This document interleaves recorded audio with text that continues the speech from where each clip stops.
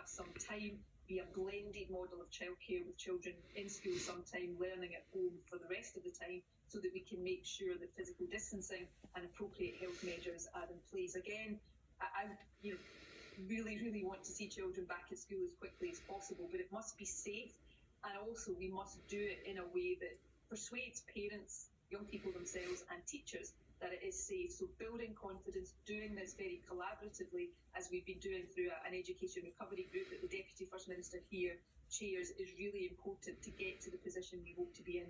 And just to bring the conversation full circle, you began by talking about Catherine Calderwood and the comparisons with the Dominic Cummings situation.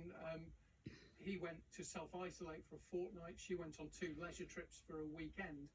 The two are not necessarily comparable, are they?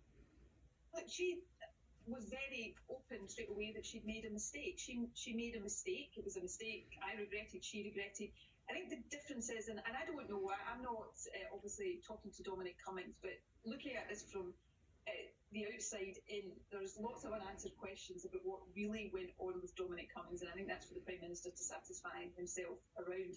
But the difference is, neither I nor Calderwood tried to retrofit the guidance to somehow make what she did acceptable. She accepted she'd made a mistake. She paid a heavy price for that.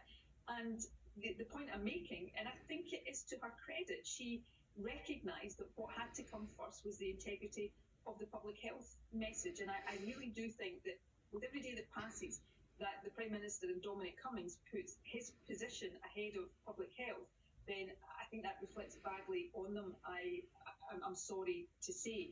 And, I would also make the point that she was a medical advisor, my senior medical advisor.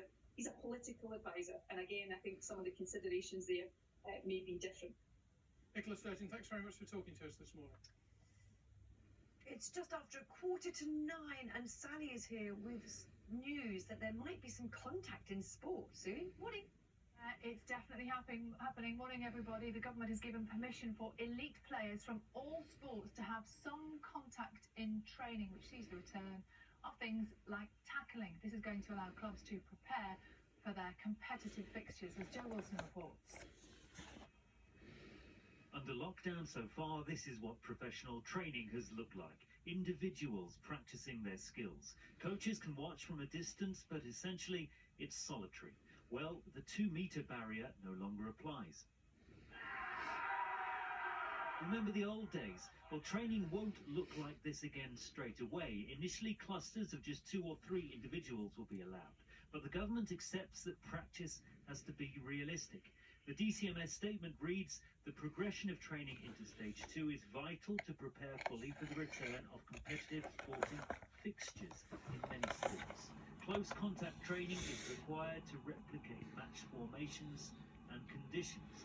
Well, imagine rugby, for example, without physical contact.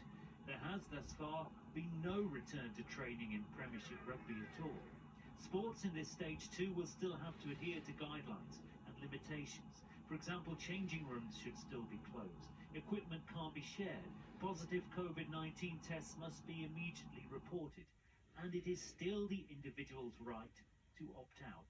Remember, even in the first stage, in separated sessions, some have chosen not to return to training grounds. This is a new directive.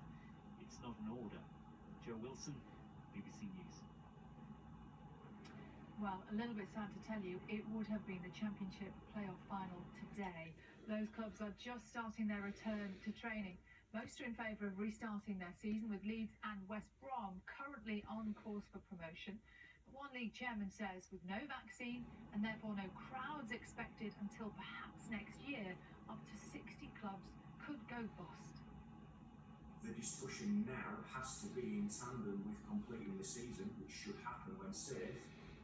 What is football going to do to ensure that the entire pyramid survives this? Because they've got no income. You're going to have no season ticket sales, no match day income, sponsors, and there is a real probability that if something isn't done now and agreed, I think you'd be looking at 50, 60 clubs in the Football League ceasing to exist. Well, that's here. Over in Germany, the Bundesliga is carrying on with no hitches so far. RB Leipzig won 5-0 against Mainz, with Timo Werner scoring a hat-trick. And that's the celebration. No hugs, no high fives, just the elbow taps, and a few